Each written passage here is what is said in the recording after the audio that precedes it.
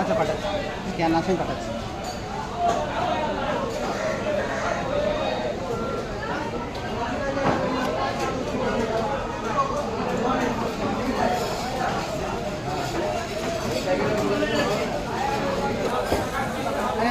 ও আমার ভাই, করবো না কিরম বলে ও,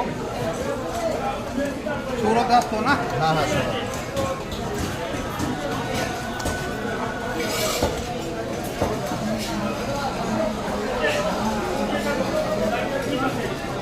কি করছিস?